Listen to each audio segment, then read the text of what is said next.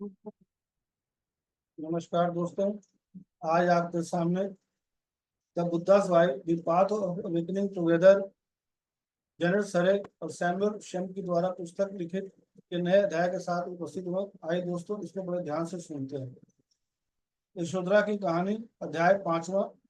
जब यशोधरा ने चिल्लाई तो सभी ने सुना। उसके दुख का विलाप राजमहल के सभी जानवरों तक गूंज रहा था।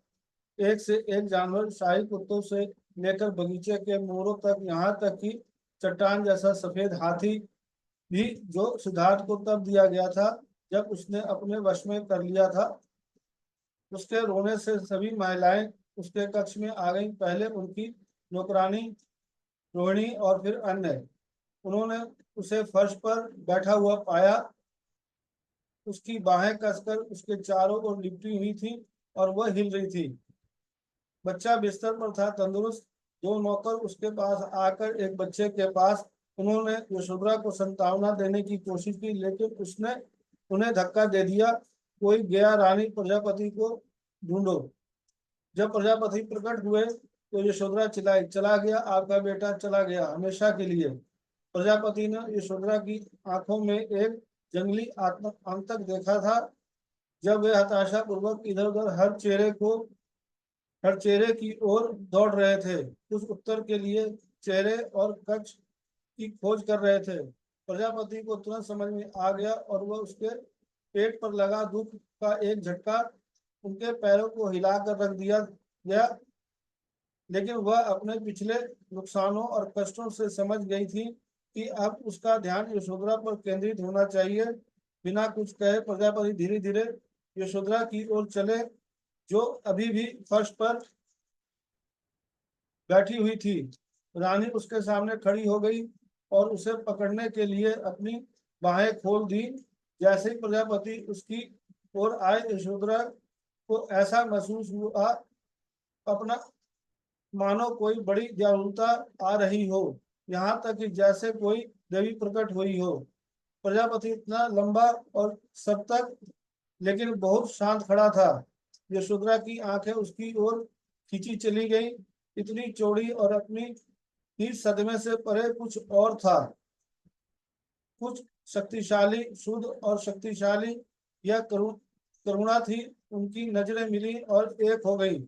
यशोधरा उठी। प्रजापति ने उसे अपनी बाहों में ले लिया और यशोधरा से उसे बताने के लिए कहा कि क्या हुआ। उसने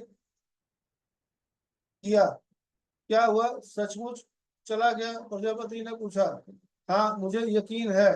बाद में यशोधरा को समझ में आ गया कि उसके दुख की गहराई और नवजात शिशु की उपस्थिति ने प्रजापति को 30 साल पहले के अपने अनुभव की यादों में बुलाया था, जब माया उसकी प्यारी बहन सिद्धार्थ को जन्म देने के बाद मर गई थी। प्रजापति ने शिशु को अपने गोद में लिया था और उसे अपने बेटे के रूप में पाला था। इसे एक साथ मौत के दुख और बच्चे के देखभाल के लिए जीवन की पुकार से तबाह महसूस करता याद आया। यशोधरा को ऐसे संकट में पाकर जो सब कुछ ताजा हो गया था, और वह इस बात से अभिभूत थी कि इसका उसके लिए क्या मतलब होगा। अब अपने बेटे सिद्धार्थ का हमेशा होना। लेकिन यशोधरा की अपनी बाहों में पकड़ आलिंगन के सामने उसके पूरे शरीर को अनियंत्रित रूप से कांपते हुए महसूस करते हुए उसे तुरंत एहसास हुआ कि यह यशोधरा की तुलना में दुख में अधिक अनुभवी थी, जिसने पहले कभी प्यार में पीड़ा नहीं झेली थी। प्रजापति को पता था कि उसे फिर से माँ के पास उठना होगा और फिर यशोधरा को मजबूत करना होगा। उस पल में उसने खुद को उस ताकत और स्पष्टता से आश्चर्यचकित कर दिया जो उसे प्यार बच्चे की पीड़ा को कसकर गले लगाने में पैदा हुई थी।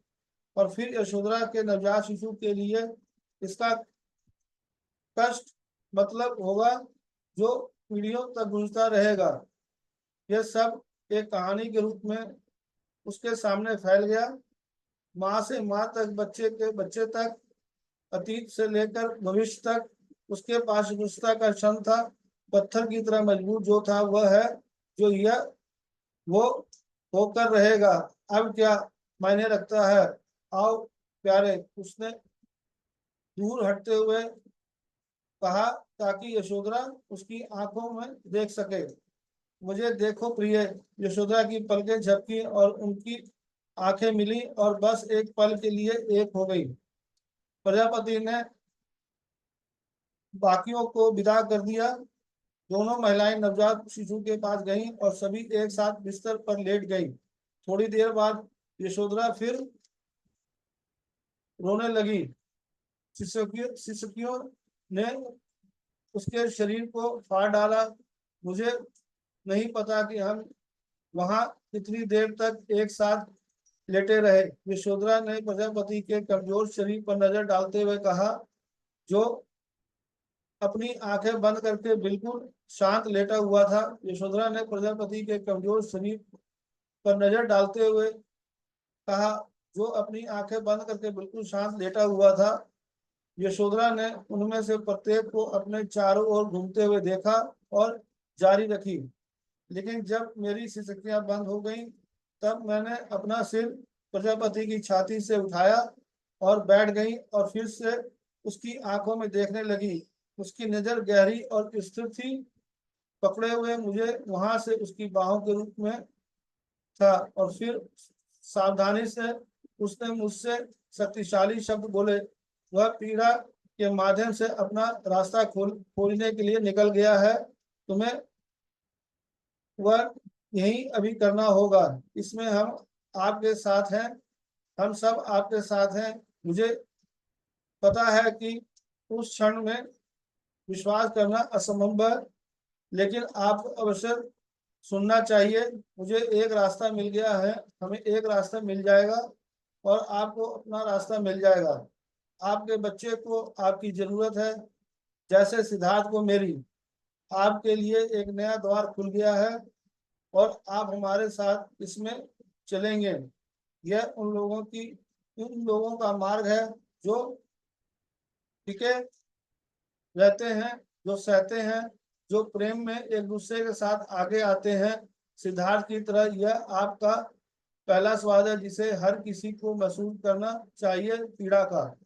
यशोधरा ने कहा, प्रजापति के साथ इस गहराई से साझा किए गए क्षण में मैंने अपने दिमाग में सिद्धार्थ की आवाज सुनी, जो मुझे बता रही थी कि कैसे उन्होंने इस पीड़ा को गहराई से महसूस किया है, जिसमें प्रत्येक इंसान और हर वह व्यक्ति जिसे वो प्यार करते हैं बीमारी, बुढ़ापा और हानि से गुजरना पड़ता है।